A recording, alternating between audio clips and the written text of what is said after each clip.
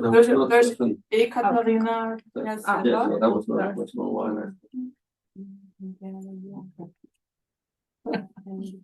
All right, let's assume that everything is set up. Then very briefly introduce you, Anke Schaffartzik, who does not need presentation because she is the professor of the Department of Environment here at CU.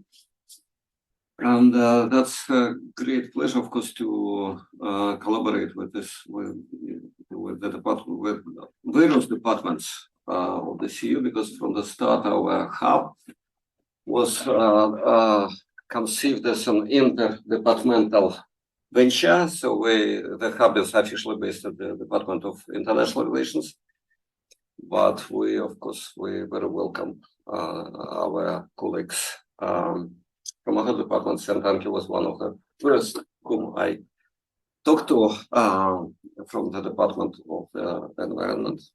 There will be also some presentations here, some lectures from our colleagues from history and politics, etc. So Anke has graduated in definite dissertation in the University of Klagenfurt, right? It's like Alpine Adria University.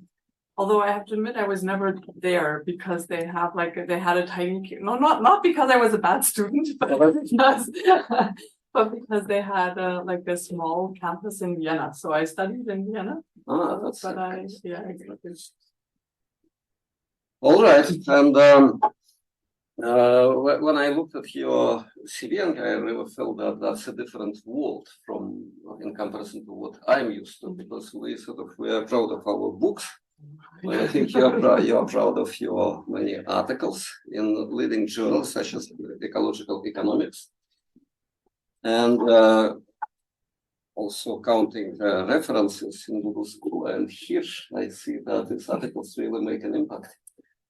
Yeah, it's our currency, right, for academia, at least in the kind of more on the natural sciences side. And I have to admit that sometimes I would love to write a book instead, and write a book maybe that's not mainly directed at academia, but that's a little bit more widely accessible. So advantages, disadvantages. Yeah, very welcome. That was exactly my feeling, that there are like different currencies in different departments, different parts of the academia. The currencies are slightly different, but they should still be convertible, and this is what we are trying to do. So Anke, please.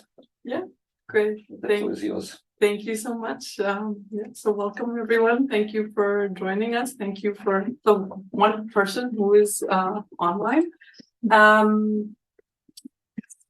So yeah, I have these articles, and maybe that's a good place to start, because my background is also very much in quantitative research on measuring resource extraction flows and accounting for these flows and looking at what gets internationally traded. And you'll see a lot of that today. But I want to start out from a place that, as you now know, is not kind of where I normally act. And that's the premise that we are all storytellers. And what I want to share with you today is that I'm going to offer this social metabolism perspective, and we'll get into what that is exactly, as one way to tell this story and tell a story about the Anthropocene. But then I would also very much like for us to question and discuss together, what is that story that we're telling, and is that the one that we want to tell? And so the question of what story do we tell and why? Who are the heroes? Who are the villains in the story? Right, and that's something that, in a way, for just the term of the Anthropocene, of course, has been very much criticized, that we're only identifying sort of this one general actor of a human, and we know that there's so much diversity in terms of causing the Anthropocene, in terms of being affected by its impact. And then also, of course, it becomes really interesting to think about, if we're telling a story, then we're also setting, or we're creating a setting, right? And then what is realistic in that setting in terms of with a view for future transformation? What is it? So that's the premise. And then the plan is that I will introduce this social metabolism concept and some of the stories that it tells about society-nature relations, or that we can use it to tell. And then I would really like for us to go into this critical inquiry together about what does this concept offer in terms of problem finding, problem identification, also what problems does it maybe cause through the stories that it tells, yeah? And then what does that mean for problem solving? And then is that of any use when we think about politics of or politics for the Anthropocene, to have this perspective. So those of you, for the students from the department who already know me and know about my work, they also already somewhat know, or most of you, I think, about this concept of society having a metabolism. And the fundamental idea there is that if we acknowledge that societies are not only sociocultural, but also consist of human bodies, that we in our bodily form are part of society, consist of material artifacts, so of infrastructures, of buildings, of things, that this is part of what makes our society. And then maybe even of domesticated non-human animals, that especially if we think about agricultural production in most countries are an important part of our industries even. Then we could say that if all of this is part of societies, then societies like a living organism, like a human body, must have a metabolism. So we use this term society's metabolism to say that societies, in an analogy to a living organism, has a metabolism, so that it requires material and energy inputs, and that it needs to be able to transform and to partially integrate these. And I looked for just general pictures of metabolism online, and I found a lot that were exactly like this.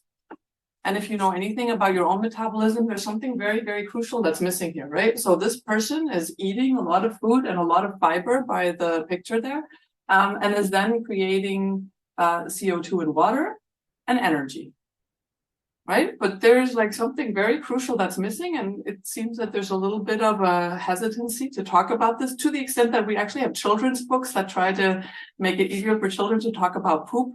But of course, these products of our metabolism, at the end of the day, waste products, they're an essential part of the metabolism.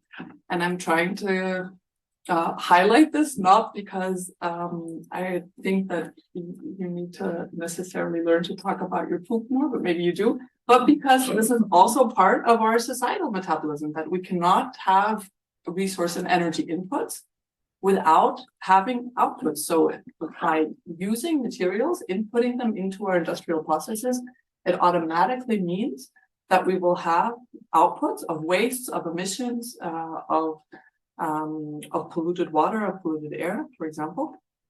So there's this need to discharge waste and emissions that we have to understand as part of our resource use patterns. And maybe for a long time we were kind of, it's like not the nice thing to talk about, and so we pretend it doesn't happen, but it happens, and it's important to talk about. And if you don't want to take it from a mole with poop on his head, then I can also explain this, of course, in more academic and scientific terms. And then it means that the laws of thermodynamics apply, right? And this is physicist Nicola Georgescu-Roegen, which means that if we have a closed system, we have conservation of mass and energy, which if we take this metabolism analogy, it means that we can't input material resources without those winding up either as accumulated stocks within the system or as outputs somewhere down the line, right?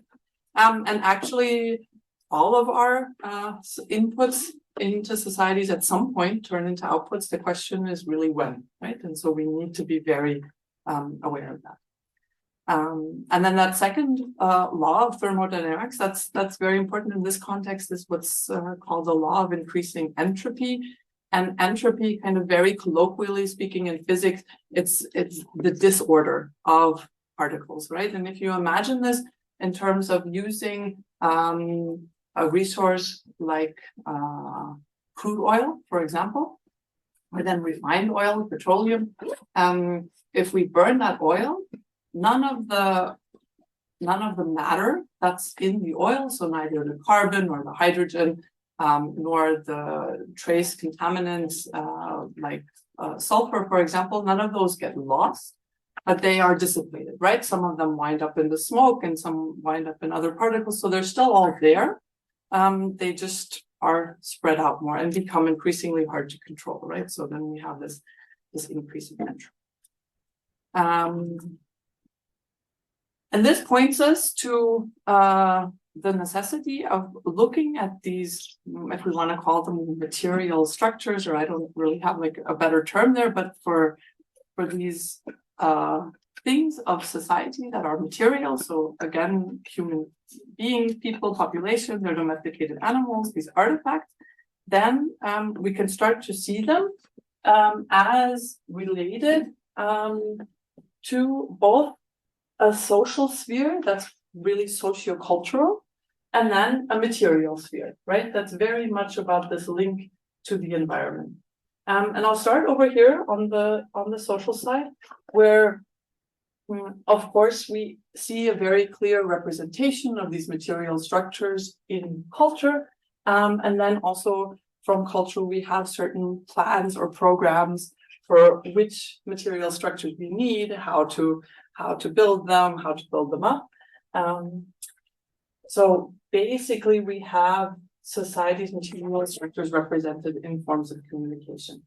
But then on the other hand, if we look at this material sphere, or we say nature or the natural environment of our societies, then this is where we have the metabolic relationship, right? Where we have these material inputs and outputs that we might need from, that we input from our environment.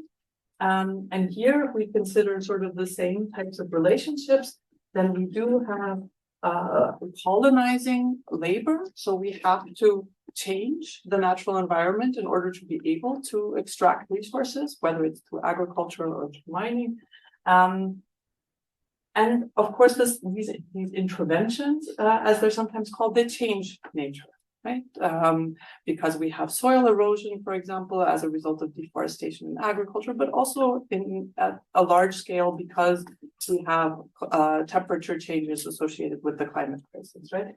And so this changed nature then actually also has an impact on our material structure, right? If we have erosion, we might have dangerous landslides in hilly areas, for example, or if we have sea level rise due to climate change, then we have problems in low-lying coastal areas.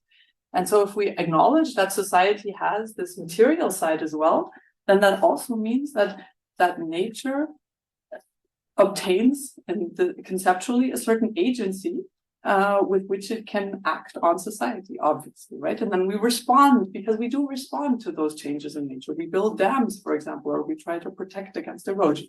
So there's conceptually, we need to think about society as being material in order to allow for that.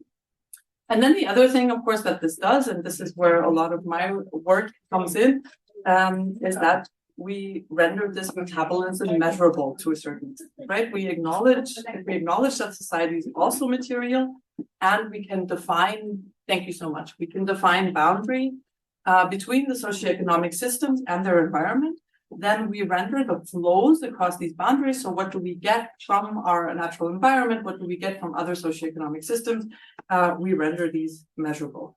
And what that might look like schematically is something like this, where we have a society as a socioeconomic system embedded in a natural environment. And from that natural environment, we have extraction through agriculture, forestry, mining, usually. But into that natural environment is also where waste and emissions go. But we also, and this has become increasingly important with globalized capitalism, we have inputs from other socioeconomic systems. So if we're looking at international trade, then from other countries. And we also have outputs to those same countries. And then what's designated here as the upstream flows is an acknowledgement of the fact that if we look at trade flows in material terms, in a way, we're often only looking at the tip of the iceberg, right? We're only looking at the product or even the supposedly immaterial service that crosses the system boundary between two countries, for example.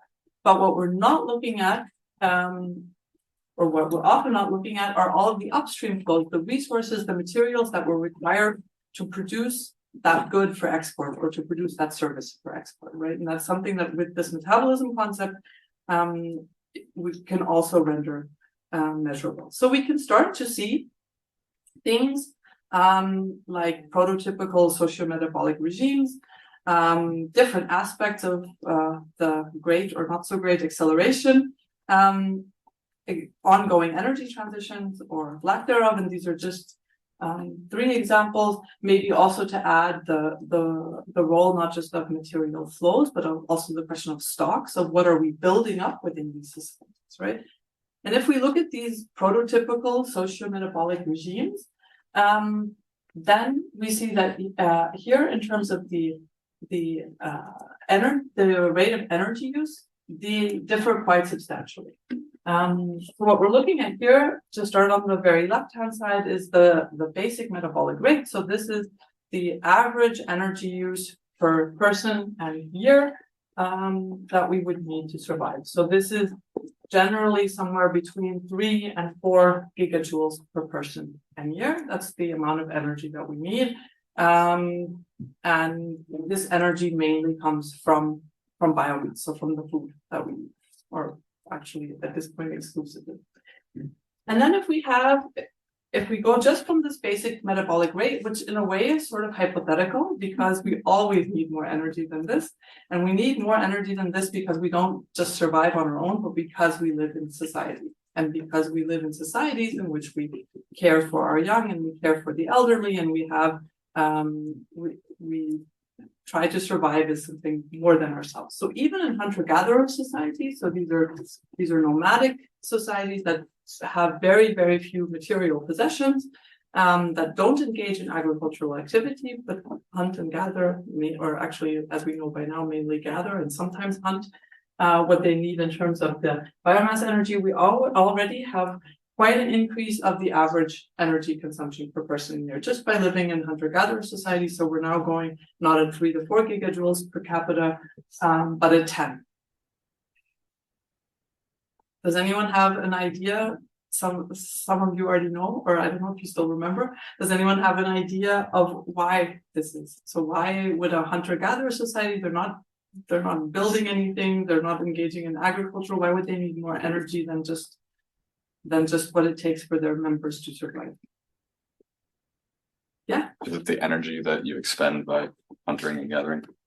Okay, so we need if we have more physical activity, right, then we need a little bit more energy than we would if we were just sedentary and wanting to survive. Absolutely. Yeah.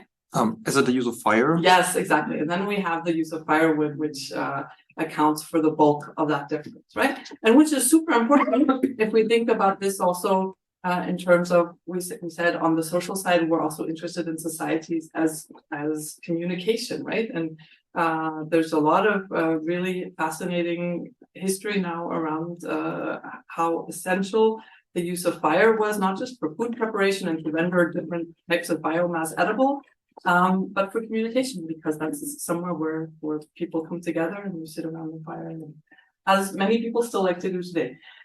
We go to the agrarian society, and now we really have an exponential leap. And here it's important to look at this to see that it's a logarithmic scale, so we're always multiplying, so it looks linear here, but it's actually exponential. And in agrarian societies, on average, we're looking at 60 to 70 gigajoules per capita a year of energy that we need. And that has to do with the extra energy input, of course, into agrarian production, but also because we now have a division of labor where we can have other activities that are at the end of the day subsidized by energy that we get from agriculture, right? So this, we now have a system of controlled use of solar energy in a way, not in our high-tech sense of today, but through plants, right? Through biomass. And then we have the really now huge leap. We said here we're at 60 to 70 gigajoules per capita and year on average, but then here we're at 3 to 400 on average. And then as you can see by the line, we have quite a range around. And these are the industrial societies. And this is the leap that is enabled or that happens because of the use of fossil fuels. yeah, which would not be possible otherwise. And so one of the very important things that we can see here is that the energy use we have per capita depends so much more on, even in these like very crude terms, on the socio-metabolic regime we live in, so on our form of societal organization, than it does on kind of the sum of the needs of the individuals, right? So if you're, as soon as you're living in an industrial society, you might be kind of very frugal and try not to use too much energy in all of this, but just by using the shared societal structures, you already have quite a bit of an energy use that you're incurring if we measure it in per capita terms. And of course, that's something we can also discuss. So this is one thing that we can actually start to measure and to find out if we apply this social metabolism. So one of the other things, of course, is if we look at primary energy use of fertilizer consumption or paper production, are these very many aspects of the great acceleration that Will Stephan and colleagues identified, and that's kind of was also very influential in the debates around when does the Anthropocene even start, right? So we see this great acceleration from the 1950s on, in particular, which of course had to do with a lot of the aftermath of the Second World War, especially in the countries of the global north. And if we look at this great acceleration on the material side, then we can see that it's still, if we're looking here at a time period from the 1970s to 2017, but it's also true if we are able to elongate this time series, we have just an ongoing extractive expansion. So each year we're globally extracting more resources than the year before. And this continues, even though, of course, we have the Earth Summit in 1992, where actually there is a little bit of a dip, but does anyone have, that's unfortunately not because people were like, oh, it's the Earth Summit, we should extract less.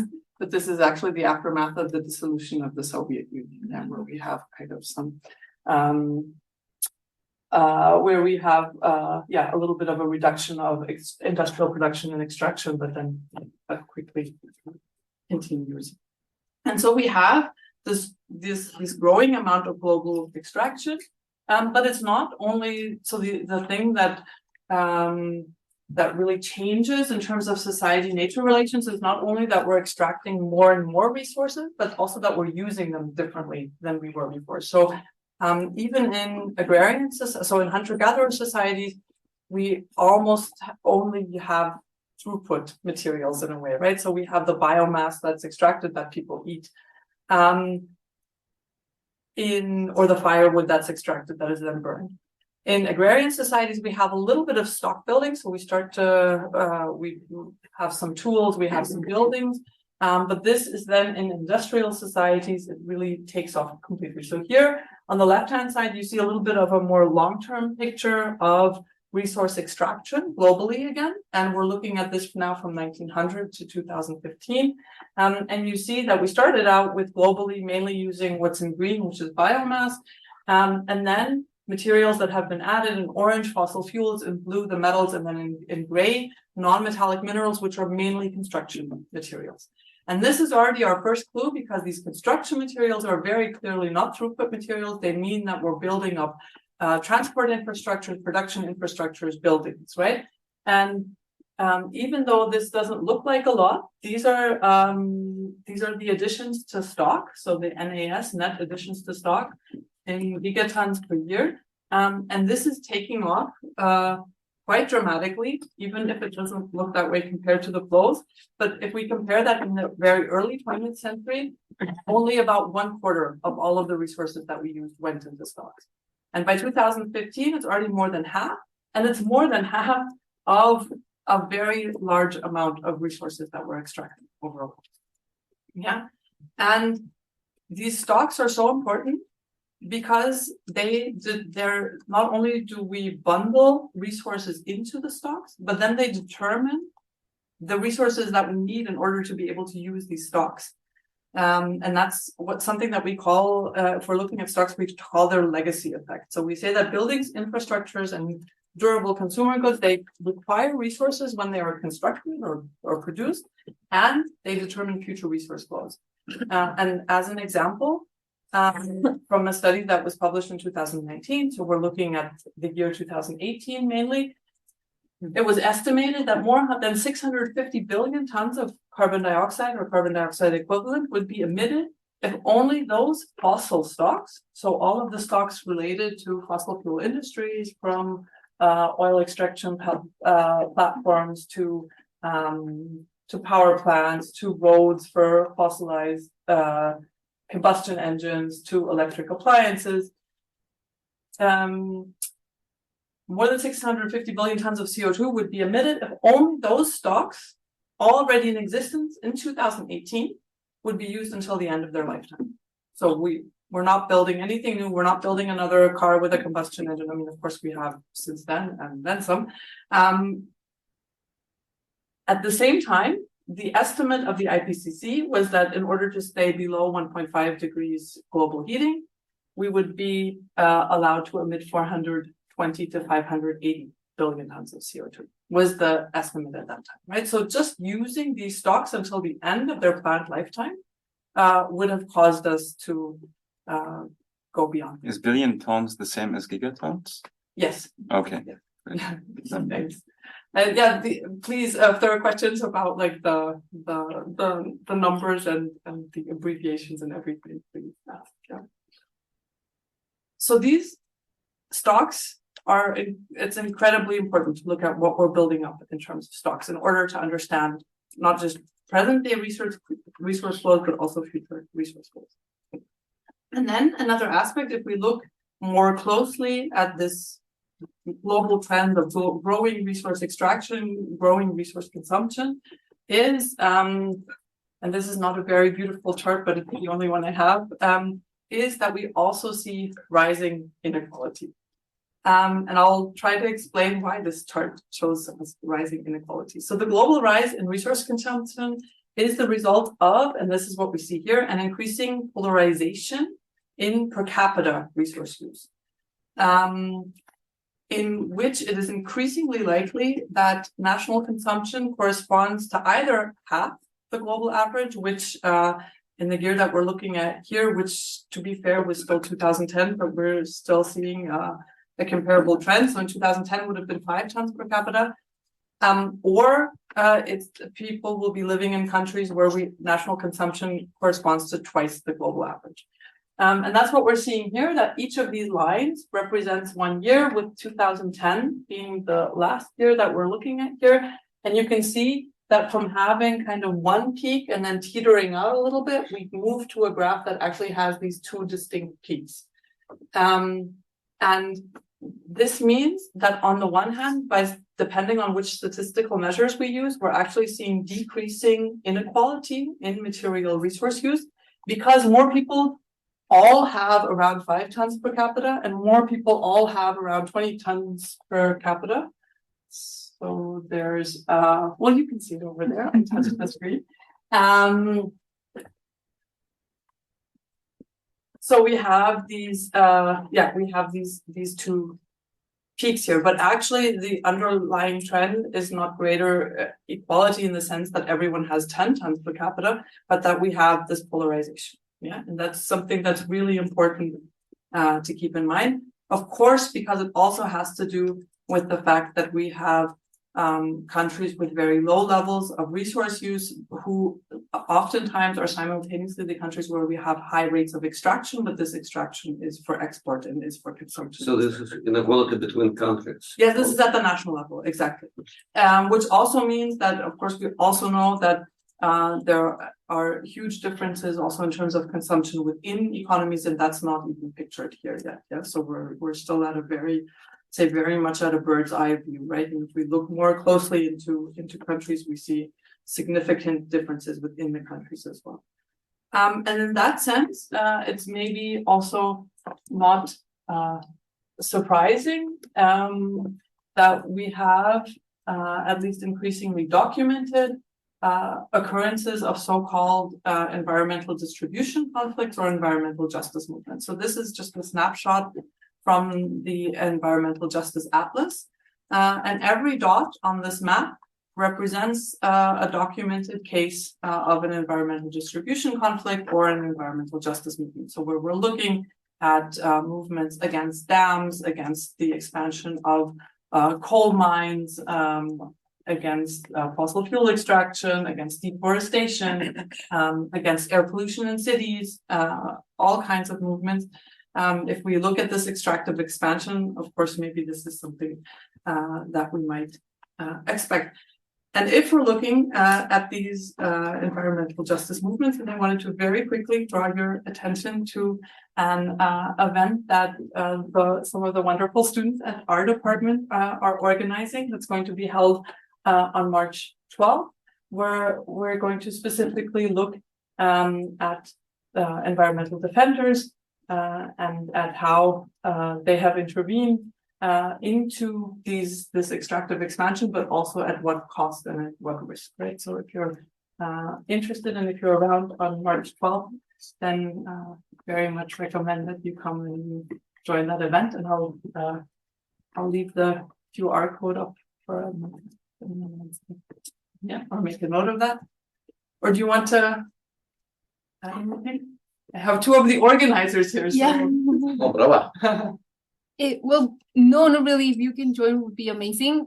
Mainly, our idea is that we have a lot of this type of data, like 177 environmental defenders are killed, and so many percentages and hard numbers. But in the end, behind every single one of these numbers is a story of a human being. So we would really like to bring some attention to particular stories, to bring them like a face and a voice to them. So that's why like that in our cover it's Apukinto Inuma that really worked closely with one of our students, and that's why and he was recently killed by illegal lodging organizations in Peru. So that's why we're bringing up this story. Thank you so much. That was much better explained. No.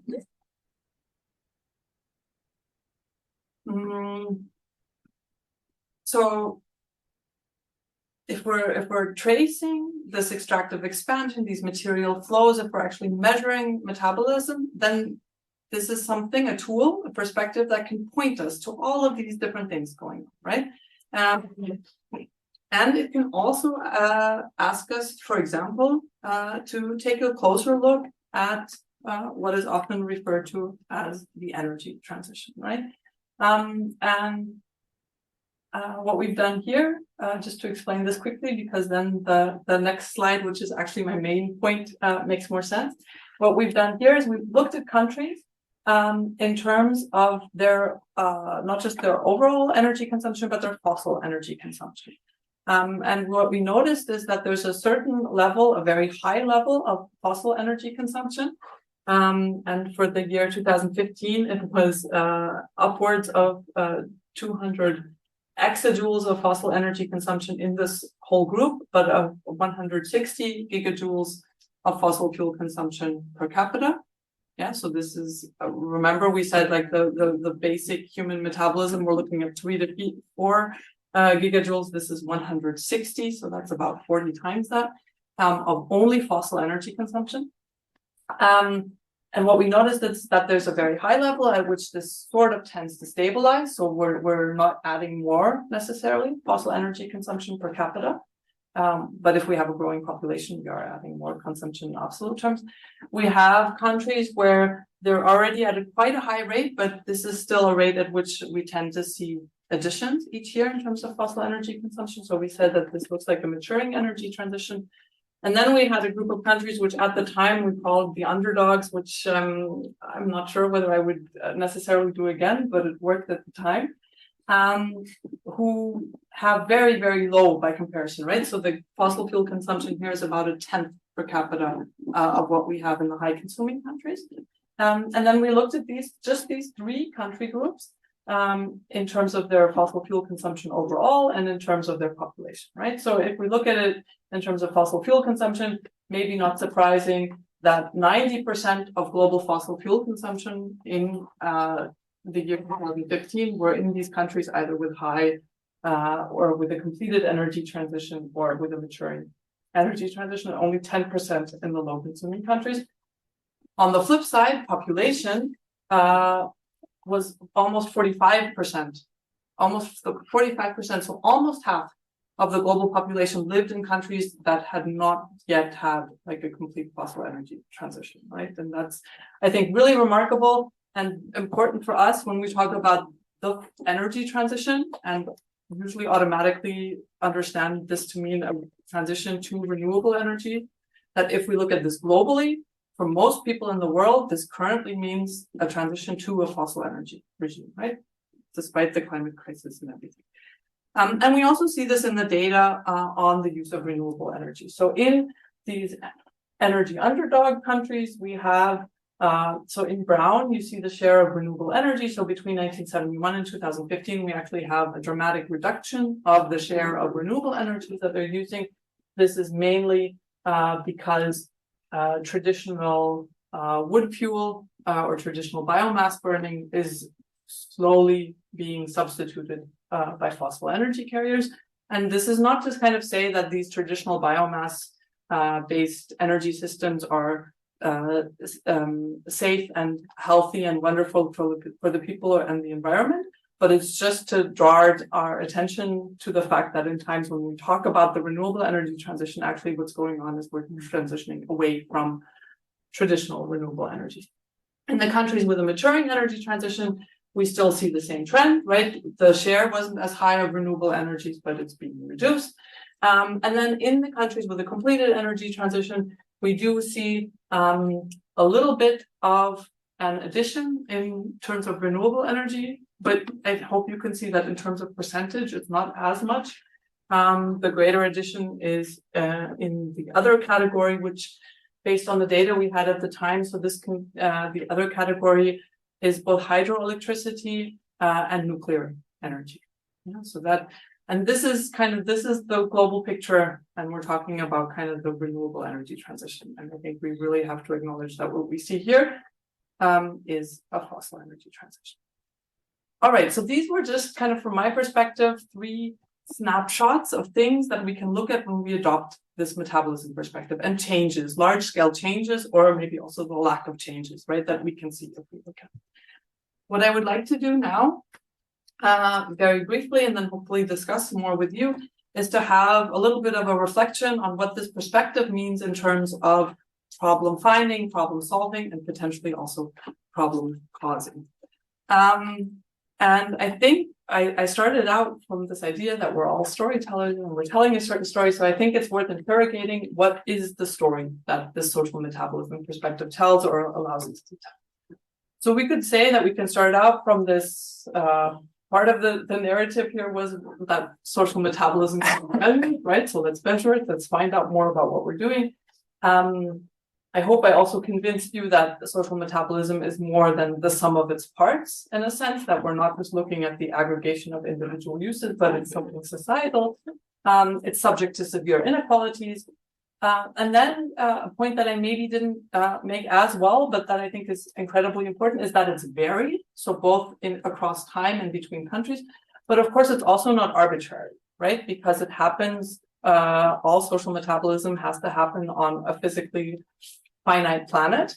And if we have, for example, in countries that have depleted their own resource base and that depleted it decades or centuries ago, and we have continued high levels of consumption, then that has to come from somewhere. And on a physically finite planet, that has to come from net imports, right? So then varied, but not arbitrary. And then we could say that this can point us to, if we can measure it, right, it can point us to problems in terms of patterns, both level and distribution, in resource use. It can point us towards looking at society-wide structures rather than individual actions or individual consumption. It can point us towards the potential links between inequality and growth, both in the sense that the current growth that we have relies on inequality, but also that it causes further inequality. So we have a self-reinforcing spiral there. And it might lead us to question, you know, if we say that it's varied according to how we organize our societies, then maybe we want to question the principles according to which we organize our societies, including capitalism. So I think there's a lot there to be said for telling the story and for telling the Anthropocene story from a perspective that is informed by social metabolism. At the same time, I think that there are elements of the social metabolism story that we could also discuss in terms of, are they not actually causing problems, right? And to a certain extent, I think there's a violence that's perpetuated through research and through the language that we use. And I just want to give you some examples here from the social metabolism research.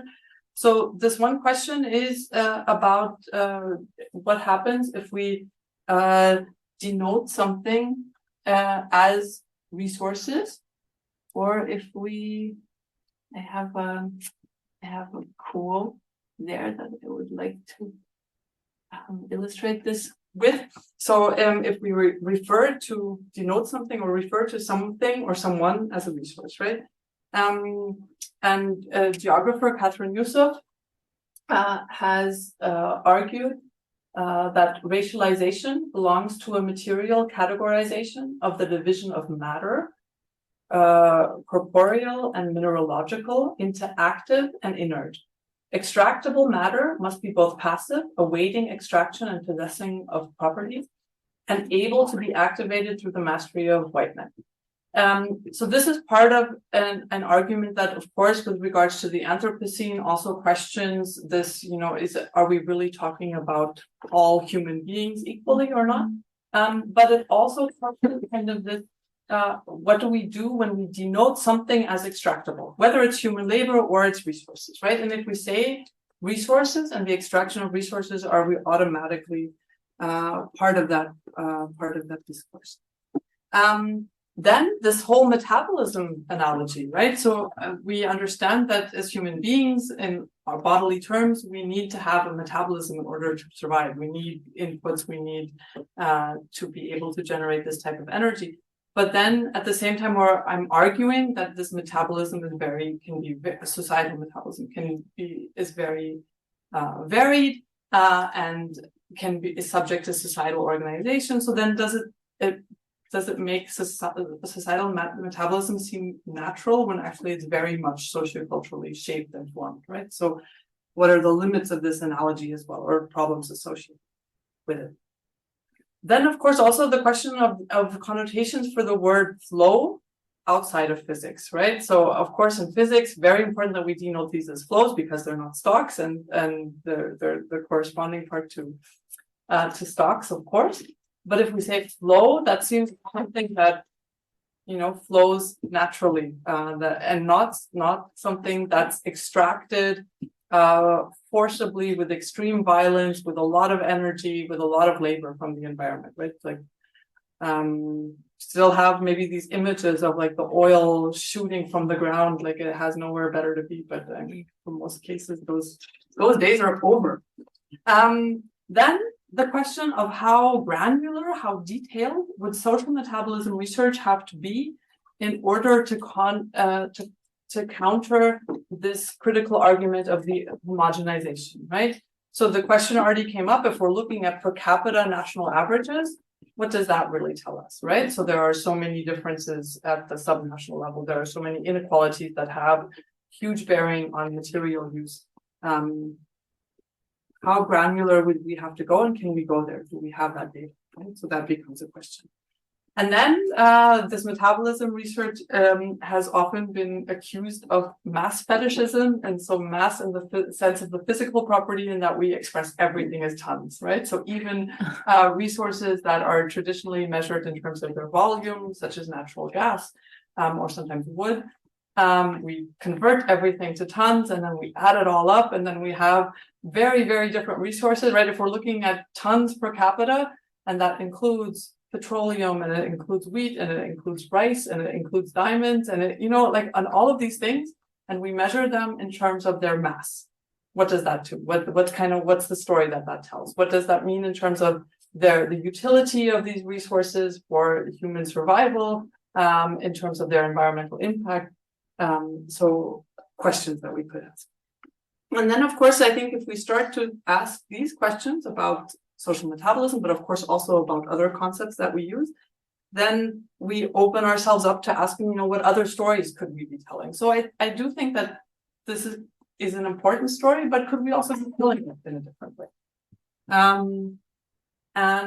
I'd like to end now with a quote on this question of storytelling and practices around that by Emilia Marini, who says that within the Anthropocene, we've forgotten that songs and stories, in addition to eulogizing, have long been used to call forms of life into being. So can we do something other than describe how things are or were?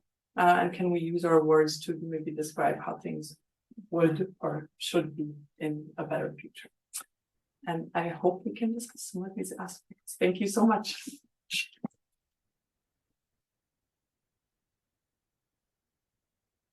Any questions or comments?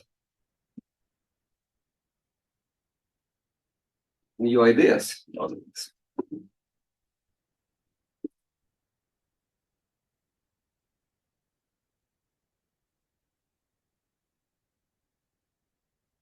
I start? Should I start? Yeah, please, you start. No, I was thinking it was great, Anke. Thank you very much. And I was thinking about the diagram you showed, that the Venn diagram between the sociocultural part and the material part, and the fact that it is very quantitative, and actually your problem-causing idea about how it might go away from these ideas of violence and how things actually are extracted in order for them to flow. And I mean, maybe it's a very abstract question that cannot be answered right now, but I was thinking, how could we mainstream some qualitative aspects into it? Because I feel that it paints a very important picture that it is not fully understood when we analyze, for example, economic activities. But then also, like, by mainstreaming the sociocultural part into this metabolism, I think it would be very interesting to know. Because I was just thinking about how, like, definitely through labor, we do colonize nature, but I think that also the colonization goes to cultures, for example, like it goes to the other side. So I don't know if maybe through colonization or these different terms that are parallel in both sides of the diagram could actually be studied. I think that's an extremely well taken point, and it's also something I would say that in social metabolism research, it's been traditionally a little bit underdeveloped on this side, right? So kind of conceptually, empirically, this whole side of the story, there's much more work that's been done. Mm-hmm. And then actually, I mean, I didn't really mention it, but here, the only theory that has really been used to describe this interrelation is that of sociologist Niklas Luhmann, like, who's maybe internationally not very well known German sociologist. Mm-hmm.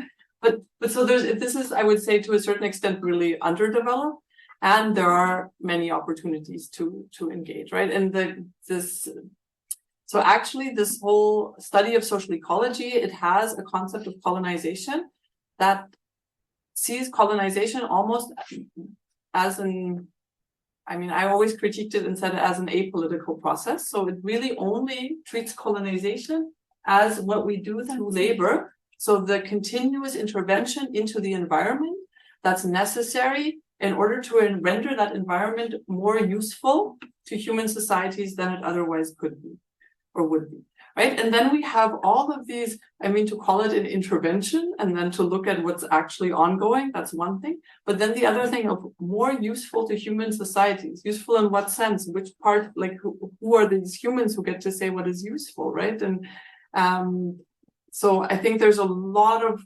room there. I absolutely agree to bring both of these sides into dialogue, but then also to have, like, where does this reflection happen, right? On what words we use and how that shapes both this side and shapes programs, but then also, of course, shapes this side. I think I don't have a lot to add except for that it's a very well taken point. It would just be very interesting to know, like, to develop that more. But yeah. I agree. Obviously, thank you very much for the presentation and all the information. I also wonder to what extent, like, this model is really offering a new narrative, and to what extent it's more or less only just a new method of analysis. I mean, there's nothing wrong with that, but I feel like, instead of the idea of like sort of ecosystem services, right? Which has also been debated, oh, it's partly human-centric, and we just give a monetary value to things. And I mean, all these debates are out there, and I feel like it's just a similar tool in a way. But how is the narrative new? And I feel like, or how can it offer new narrative? Because indeed, I mean, just linking to the previous question, like, I feel like when we look internationally, sort of like what consumption of goods and sort of resources is, like we see an increase. But I think that's culturally in the sense that even in the Western world, there's like so few people who say, okay, we really need to reduce our individual consumption. There's an absolute minority even in Western countries. And I think in all the quote unquote non-Western countries, everybody strives for, I mean, almost everyone strives for Western way of life, right? It's no one saying, oh, we need to go back. These are absolute small minorities, right? So I feel like we just need a complete new narrative, how we want to think about that potentially. And I'm not really seeing how this model kind of helps us with that in really developing a new prospect for future, sort of a new narrative. That would be sort of my question. To what extent it's a narrative, it can bring a narrative and not just be yet another tool of analysis? Yeah, I think it's a really interesting question. I have answers to both parts of that comment, but to me they're not as much related. So I think in terms of what we're adding here that is new in the model, I think it's precisely what has also been criticized, this ton fetishism, but that really for the first time we're looking at resources in terms of the tons of resources that are extracted. And if this seems like this is what's happening anyway to you, that's great. But for a very long time, this wasn't the case. So we said that, we measure the size of economies by their GDP, and that's it. A larger economy has a larger GDP, a smaller economy has a smaller GDP. And we weren't looking at resources. So we have like some a little bit patchy documentation, especially of agricultural production, especially in Europe, because agricultural production was tied to the monasteries, and monasteries could write, and they like to know like how much they were getting from their peasants. And so we have some documentation there. But otherwise, we don't know what resources were used. And this is actually something that in the European Union hasn't been harmonized as a system until the early 2000s. Right. And then we have all of these goals of reducing pressure on the environment, and we don't even know what pressures we're exerting. It does offer a new perspective, and more so than we think, because really just looking at money and resources aren't always proportional, especially if we look at kind of the economies in the global south, where we have more extraction of primary resources, where the price per kilogram or per ton is much lower, then we would underestimate extraction, for example, if we were only going in monetary terms. And then I think in terms of the narrative, I think there we do have to look at not only the tons. I think it can be important, but we have to look at kind of this other side as well. And I think there's a lot of, especially from political ecology, a lot of really important research that's come out around that. Which a lot of which has to do with the fact that where this transition is currently happening from sort of one resource use regime to another, that people are not necessarily happy with the results. So that it's not kind of this story that we always tell of like everyone has progress, and the more resources you use, the better off you are.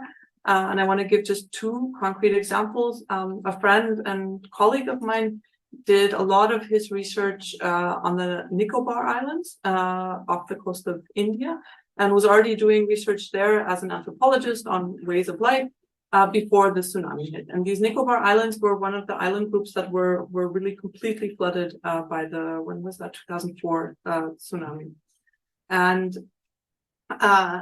in the aftermath of that tsunami, these islands they've got a lot of development aid from India and from internationally, and they had concrete houses built. So before they had wooden houses on stilts that were sort of there, which was also why all of them survived. Almost all of the inhabitants survived, because the water just went through under their houses. So then they got concrete houses, they got motorbikes, they got diesel powered generators, they got TVs, all of these sort of things that weren't there before. So all of the comforts of modern life. And my colleague continued doing his research there. And what he found was that people were extremely unhappy, and so much unhappier. So actually they were very happy before and very unhappy after they got all these things. Alcoholism on the rise, suicides on the rise, fights, divorces, all kinds of things. And the thing that they were especially upset about was that, that came up again and again in interviews, was that they said that after the tsunami and after all these things, they were now working an average of 4 hours per week. And before they had been working an average of 25 minutes per week, 25 minutes of doing things that they considered to be work. Yeah. And so this changed the kind of their whole way of life. And I think what this points us to is that we're so used to saying, well, like this is the way to live, the way we live, but I'm not sure that it's actually so great, because I feel like with the amount of resources we use, really and the capabilities we have, we should all be having the time of our lives, right? Like being like, yeah, this is the good life. And instead people are stressed and sick and sad about like not having connections to other people and not having connections to nature.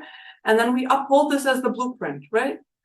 And then I think it's part of the question of what are we actually like upholding as a developmental ideal, and what are we labeling as poverty, and what are we,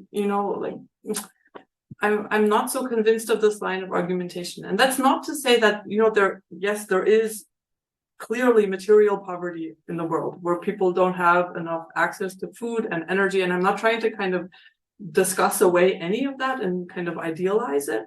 But I'm also trying to say that we don't have it figured out in the global north, right? We're not, I don't think we're living the good life. And I think, I really do think that we would be happier with less. And I mean that for like everyone, because I think a lot of the consumption that we have is born out of other needs. It's not about, yeah. I don't know if that sort of speaks to your concerns. What do you see then as a potential response to like that this overuse is not leading to increased like well-being, but to the reverse actually? That at one point that it actually goes down the well-being. Like, what do you see as potential explanations for that? So I mean, again, there's been quantitative research done on this, and when in doubt, I always like to like hang on to the statistical analyses.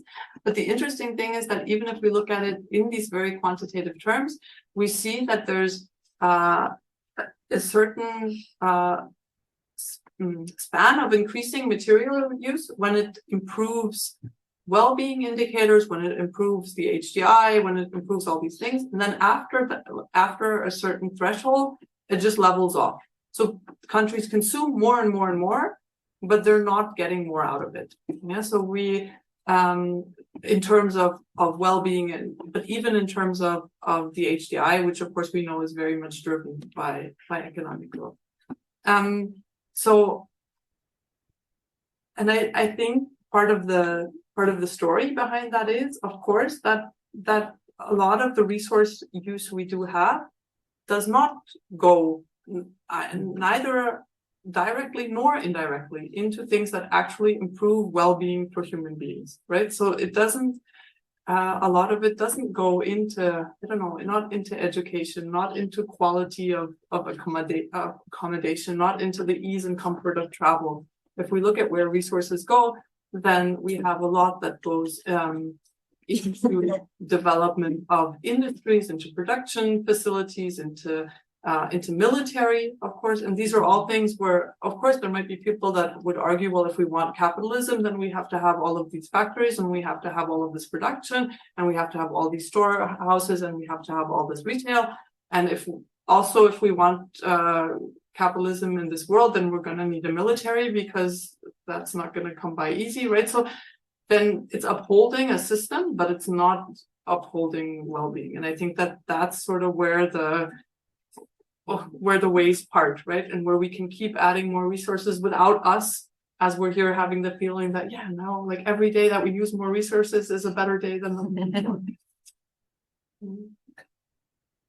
I am just curious if you have had any impressions about the transition to fossil fuels actually in some countries.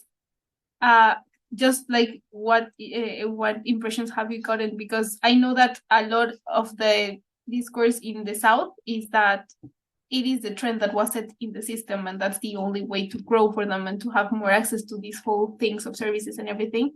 And then it's criticized by some people in the North saying that, okay, yes, but you still do have responsibility to counter climate change, so you should not go through fossil fuel. So, I mean, I know it's like a very difficult thing, even more because they have more access to carbon, for example, but then because of the trend, they go for oil and efficiency and stuff. Yeah. So to answer that, I want to tell a story from research that is actually not my own, but that of a very good friend and colleague in Barcelona, Daniela Ledene, who did a lot of research on hydroelectric dams in northern India and communities there. And I want to use this example because it's not about the transition to fossil fuels, but just the addition of electricity. So she was doing work in many of the villages that were then, their ways of life and subsistence impacted by the creating of water basins and flooding of their fertile lands and all these things. And usually, especially in northern India, this electricity generation is for industry. So even the villages that are right on the dams usually don't get connected to the grid. And in one case where she was there, and actually it was sort of part of like the very advanced technology around this hydroelectric dam, was that it would also generate electricity for the local village, and so that the village would get electricity, and then they would be able to have all of the things around TV and computers and everything that they didn't have before. And she was there to observe all of this happening and this change. And about a year into having the village connected to the electricity grid, she began hearing and interviewing from everyone in this village that if they could give the connection to the grid back, they would, because the impact on their lives and on their way of living and on community they perceived as to be so negative that they said, like, the few comforts that we're getting are not worth what we're losing. And I think that this doesn't have, so this is just one village, right? And it doesn't have to be the case that this is the same for everyone. But I wonder how powerful it would be, rather than assuming that, everyone wants a connection to the electricity mains and everyone wants it so that they can have big flat screen TVs and that they can have, I don't know, whatever it may be. And that they can live in kind of modern concrete houses instead of the traditional dwellings, and then have air conditioning and these things. I wonder how much of that narrative would change if we just asked the people first. So I think also part of the resistance that is there to these far-reaching socio-metabolic changes is also about that people are never consulted, that it's forced on them, right? And I think to kind of ask what it is that people lack and need, and then to figure out, is there a way that we can achieve this with the lowest environmental impact possible? I think that would be a totally different strategy from how things are being done now, and maybe one that would lead to outcomes that are more socially just and environmentally sustainable. Which is not to say that maybe there are people who say that, well, yeah, what we want is like a power plant, and we want it here, and we want like electricity, and we want to light up the night. Okay, and then at least we made sure that was really what, like, their choice. I have a couple of kind of theoretical questions. Yes. That would go kind of back to this scheme of things. And to the very kind of substance of your metabolism analysis. So there is economics, right? And there is, say, ecological economics that you are trying to institute again, and economics was basically counting from Adam Smith and then Marx, etc. So everything was counted in money, in dollars, euros, nowadays rubles. So that, and all different resources, say grain and oil and cement, and also computers and finished goods and clothing. And services, you go to the restaurants, you still pay money. And then you sum it up and you get these huge flows, financial flows, which reflect basically all this metabolism. And it goes, this money go in and out of a particular country. It's called export and import trade. So what's the difference? The difference is, I think, that you're trying to count. It's not only that you use tons and barrels rather than dollars and the euros. But the difference also is that you count different resources separately. So you're kind of sum it all up. Here is like a flow of grain, here is a flow of energy, here is a flow of stocks, or say construction materials. So they could be exchanged one to another, and Marx was particularly good in analysis of this exchange. So because he said that the unit of this exchange is the price of labor. So when you exchange, say, grain for oil, that much of grain goes, you exchange for that much of grain. So you equalize it based on the unity of labor. That's called utility theory of value, labor theory of value.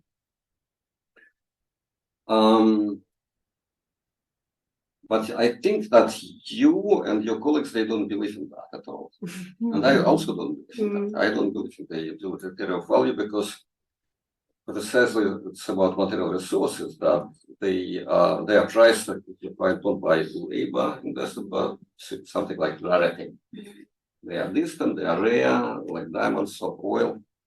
And oil actually is very non-labor intensive. It's very little labor.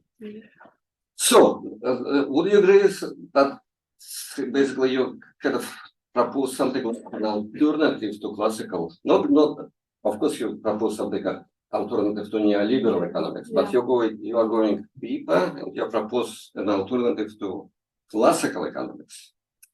And the difference or divergence is when you basically reject this labor theory of value.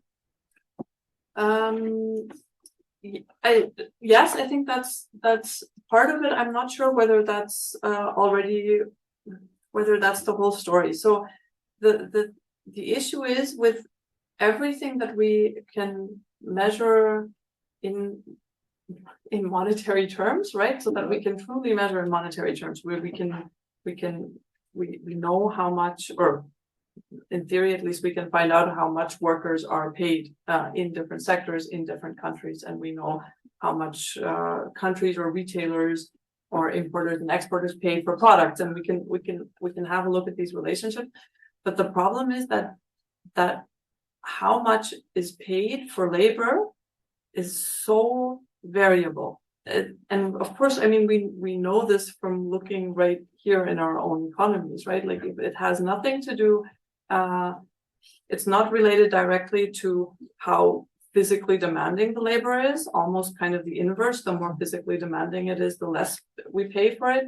It's not related to kind of the amount of resources that are moved directly through labor. Maybe there's a correlation, but I wouldn't be sure about kind of the decision-making power over resource flows that exist in certain labor positions, right? And then that those positions tend to be more highly paid. But there are so many factors that go into that in order we can't even say kind of how many people are working somewhere based on the amount of wages that are paid, right? And so what we're also trying to look at in the vein of metabolism studies actually is not just materials and energy, materials and tons and energy in joules, but we're also trying to look at labor in at least in working hours. Yeah, then and so then we can look at which countries, for example, strongly, let's say, subsidize their resources or their exports through labor, right? Because there are a lot of labor hours per exported product or service. And unsurprisingly, this is something where China really comes up as sort of the sweatshop of the world, because no other economy has as much labor embodied in its exports as China does, right? And this is, of course, this is also what was always discussed, that, you know, China has a huge labor force and would use this for export, but and this is so crucial, right? That we're drawing through imports, we're drawing not only on the material resources of regions, but we're also drawing on the labor power. And I think that even this we can see more clearly if we look at it in terms of hours than if we look at it in terms of wages, for example. So, but this goes to what economists call finished goods, like computer, car, suit, whatever, yeah. shoes. So they embody labor along with the materials, Yeah. cotton. Yeah. But resources don't necessarily embody any labor. Like oil, for instance, is less labor intensive than coal. Yeah.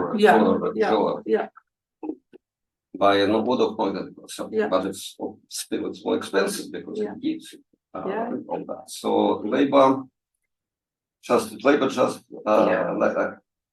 I also have a question of about capitalism, but I think labor, or this units of labor, have lost its regulatory power, or sort of also epistemic power. Like we kind of do not understand things if we are talking about labor. Of money that they have lost. Yeah, and I mean that this is something that I wanted to comment on before, that of course what determines prices of resources. I mean, that has I don't know, that has nothing to do with anything, right? I mean, it's not that the resources that if the resources that we need most urgently to survive were most expensive, then I mean agricultural commodities should be through the roof, right? No, but the most distant. They're not.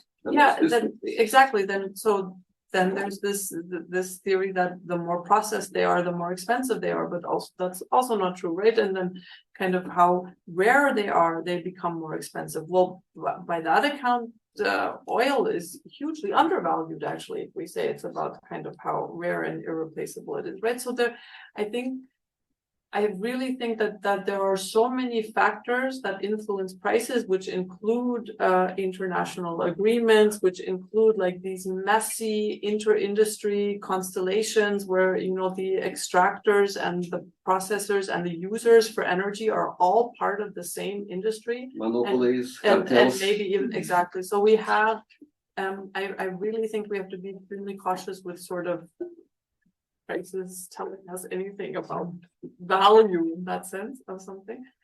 Just one second.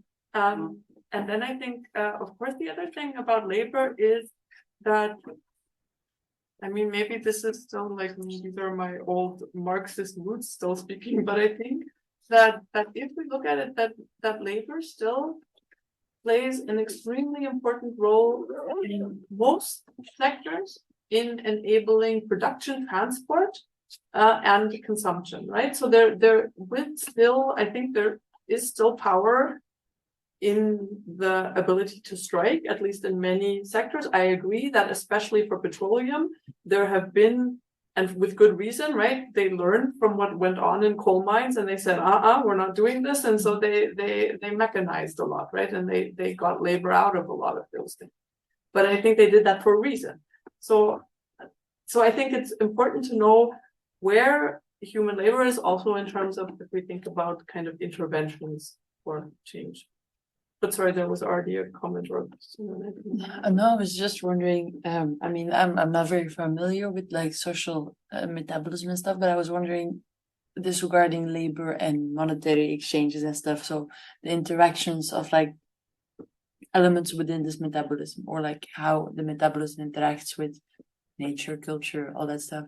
I was wondering what sorts of other transactions or like interactions or flows or whatever you call them are present in this idea of social metabolism. Because I mean, I was thinking, for example, okay, if you think about stocks, then in regards to buildings, then you could also, for example, start thinking about how to implement the future of this building into building plans. So I don't know, like the deconstruction of a building when it is built as well. Yeah. So this is based on more an exchange of like, knowledge or perception in a sense. So I was wondering how, what else you kind of get out of that. Yeah. So I mean, I think in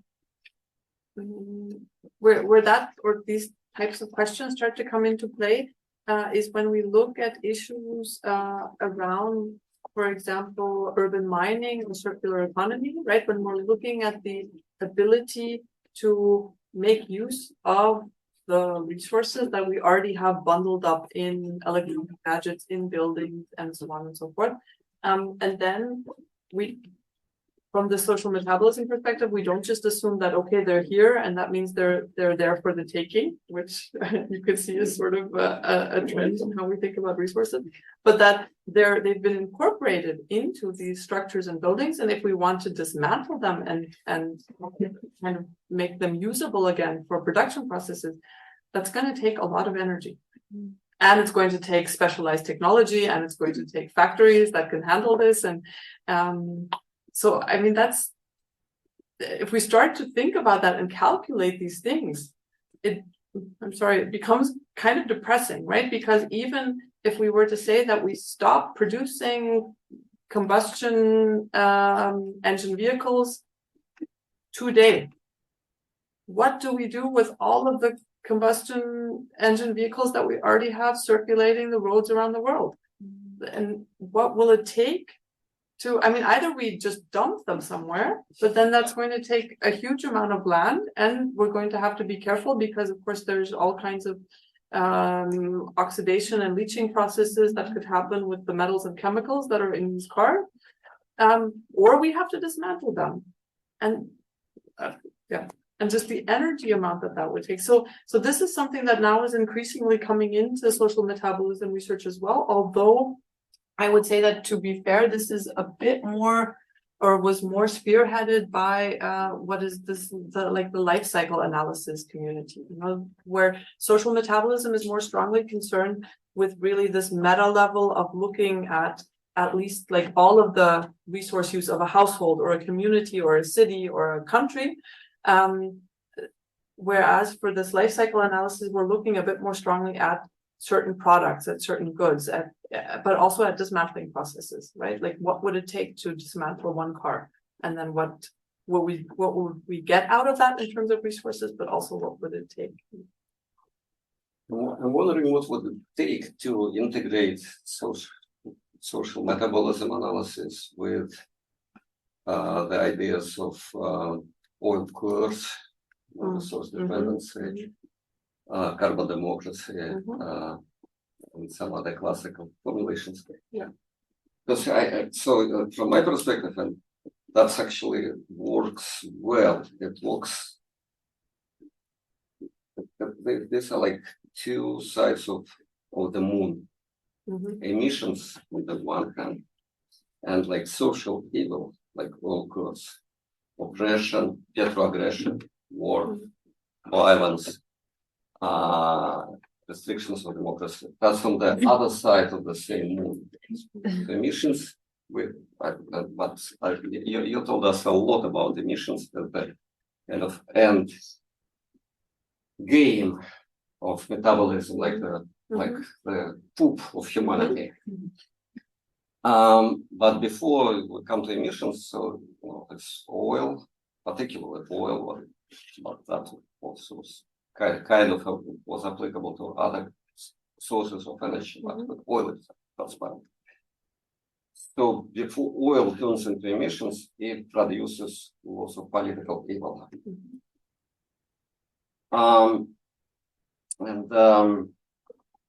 The climate change and crisis and the idea of the limits of the planetary boundaries. So these two sides of the moon, they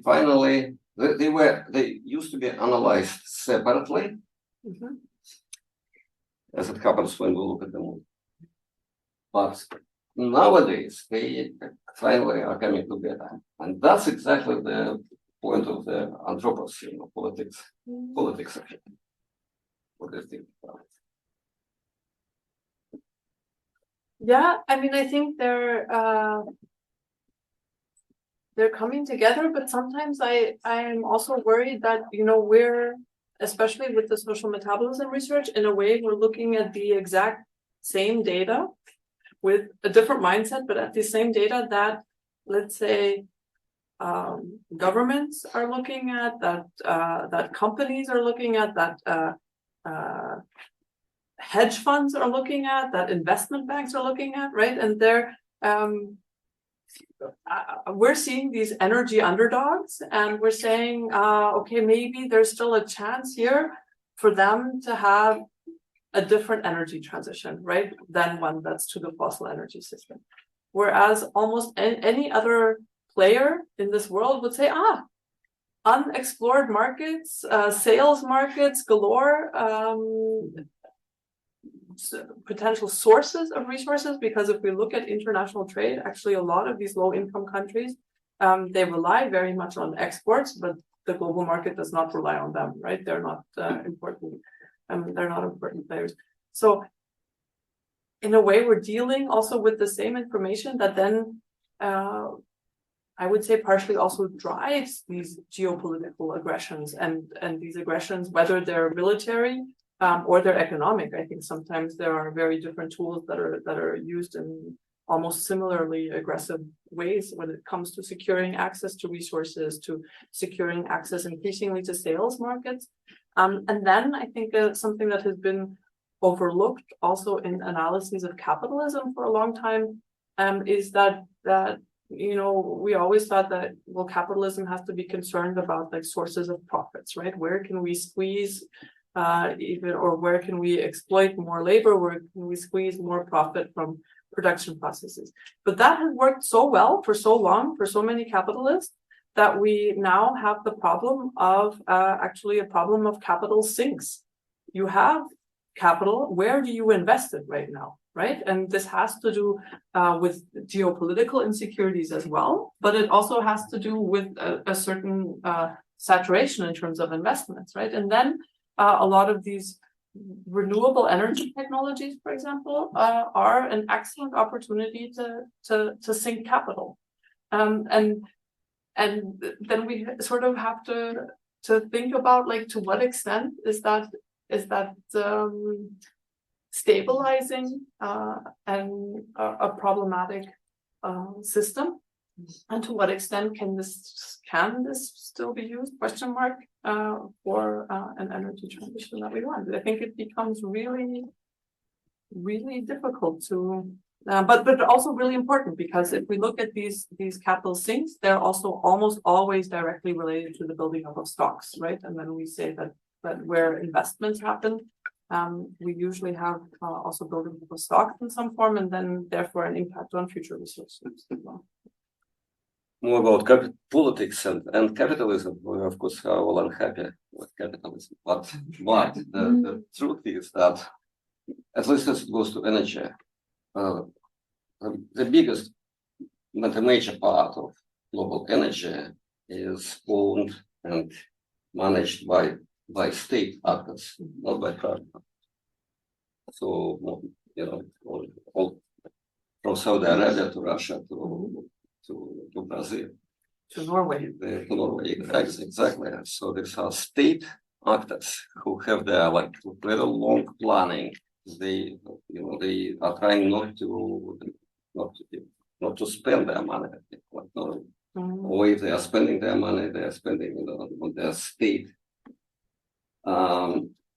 ventures, stately interests such as war, military equipment, F-35s, or something like that, and things like that. So is it really about capitalism? Or, okay, so if it is about capitalism, so the response is to kind of socialize energy, nationalize, but it has already been done. What's the response to that? Yeah, I mean, first of all, I do think it's about capitalism, and I think that especially if we look at the involvement of the state and sometimes also the involvement of the state in ventures that are sometimes at least semi-private, right? Then we do increasingly see that there's even with state-held companies and with the according market regulations, that there's still an increasing drive for states to facilitate capitalist production and consumption. So I think they're not. I think it's not maybe as.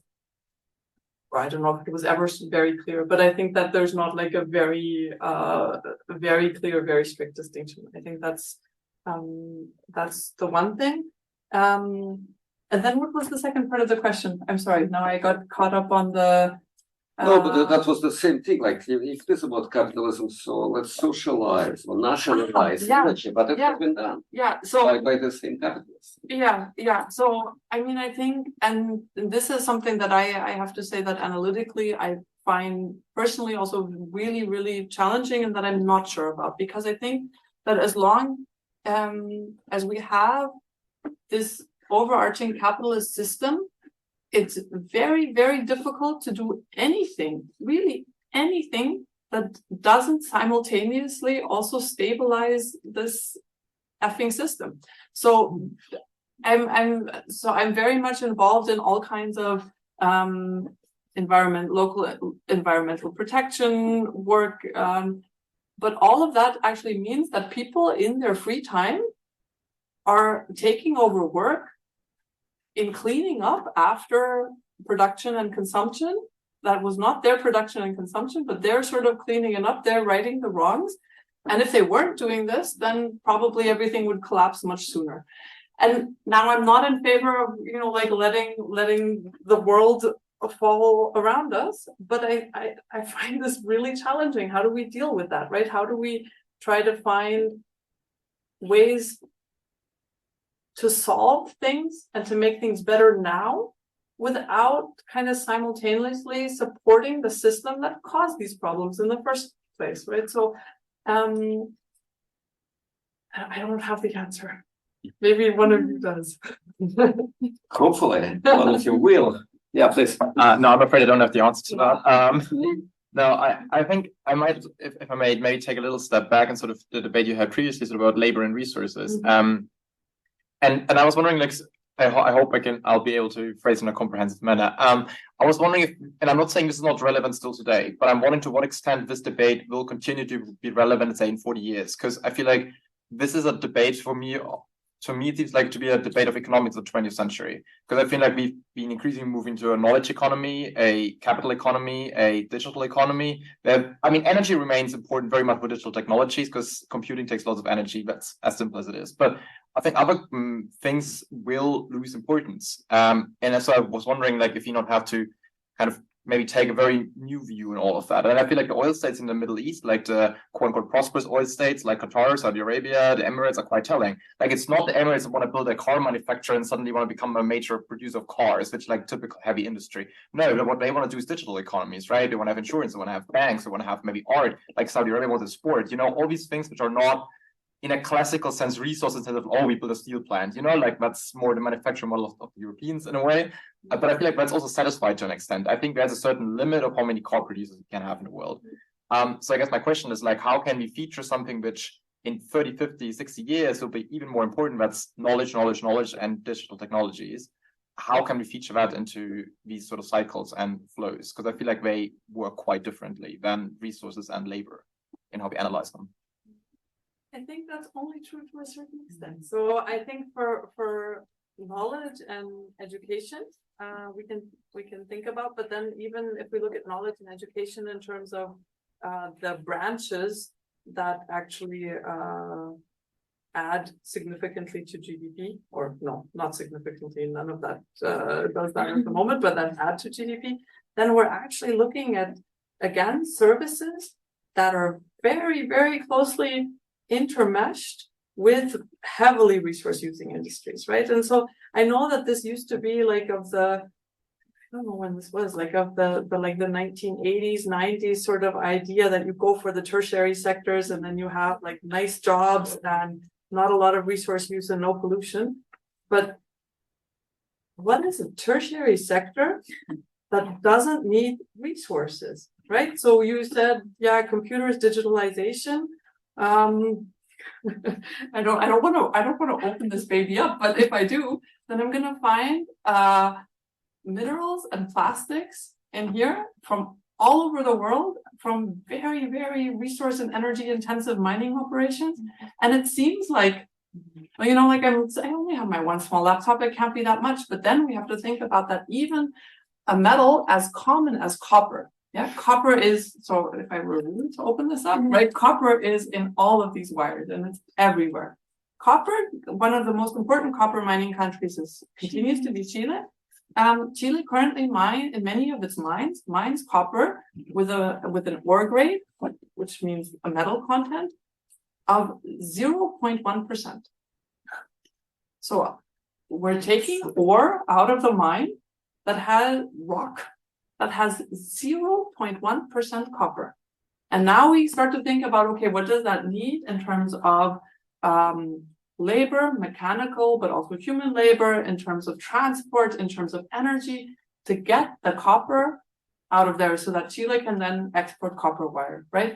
And that's part of the lifeline of digitalization, copperism, right? So, and this is just one example. So I really would be hard pressed. And then you mentioned insurance. Well, what are people going to insure? Right? So people insure a lot of things, material things. People insure cars. People are insured against motor vehicle accidents. People insure their travels. People insure their homes against natural catastrophes. If they have insurance and there's a natural catastrophe, they rebuild their homes with, guess what? Resources. They are insured against theft, so that if their laptop gets stolen, they go buy a new one, resources. So I would be really, really hard pressed to find economically significant service sectors that are not at least indirectly very, very heavily tied up with production, with resource use, with consumption. I think examples where this is slightly different abound in the so-called foundational economy. So where we look at the parts of the economy that actually directly meet human needs for care, healthcare, education, culture, nature, and mobility, with a little bit of a question mark, because then of course it really depends on how this is organized. But of course, that's not kind of where, at least currently in any country, that's not where the majority of financial investment is going. I mean, maybe I didn't phrase it correctly. I mean, our argument was not to say that sort of all resources become unimportant. I'd rather thought about how we can maybe conceptualize the importance of knowledge differently, right? How does it kind of fit into the into the scheme, kind of? Because I think it does play a role, right? It not in terms of that resources become unimportant, but like, at least I kind of think we should conceive it a bit differently, right? I mean, like just a very classical example, like traditional agriculture based on like huge lands. I mean, just in Ukraine and Russia, like huge wheat farms, for example, right? But sort of now, and I'm not saying that's good or bad, like completely neutral, sort of like with new kind of like farming endeavors in like South Korea, also in the Emirates, sort of like kind of horticultures and all of what they're doing, if you like it or not. But it's of course resource intensive, because it takes a lot of energy and everything, but it's more first and foremost capital and knowledge intensive, right? And it doesn't change the fact that we need resources to farm, but I feel like it changes the way we should speak about it and should kind of analyze the flows. And I mean, also things like artificial intelligence, right? I mean, modern medicine, even things like recycling, like, I mean, the famous silver bullet of everybody who believes in circular economy and everything. So nothing wrong with that per se, but even there, I feel like we can see that new knowledge brings about completely new challenges and opportunities. And I think that is just my point. It's just that I feel like only resources and labor that's a bit Marxist to me. I feel like that's like old Marxist in the sense that it doesn't speak to the modern economy. Knowledge is just so important that we need to feature it in, not to replace, but to play a role. I think that was more my argument. I'm not sure, but yeah. I think I still have like a slightly different take on that, and it feels, but maybe I'm also wrong, that what you would refer to as knowledge is more what I would refer to as technology.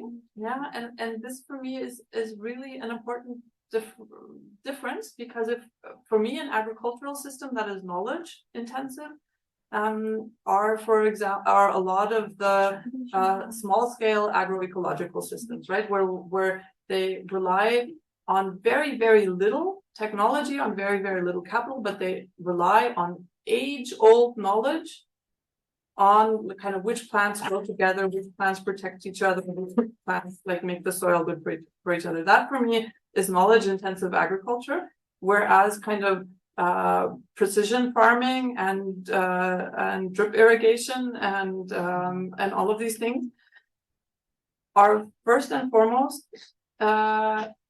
technology intensive. But then of course it becomes really interesting to talk about like what do we consider knowledge, right? And what makes it into this classification of being knowledge driven and knowledge based, right? And I know that of course I'm totally aware of the current debates and the direction that's going, but if we're thinking about like the future of knowledge and knowledge work, then I would so much rather have us thinking about using the technological advances that we do have and the growing population that we do have, so that everyone can actually work less, has a little bit less money, but can also consume less, and then we have time, and we can engage in knowledge, and we can learn other languages and read books and write books, and then I think that's sort of an integration of knowledge that I could get on board with. I feel that a lot of these other aspects, and it's not like we ignore them. So I think they're there, and we look at resources, and we look at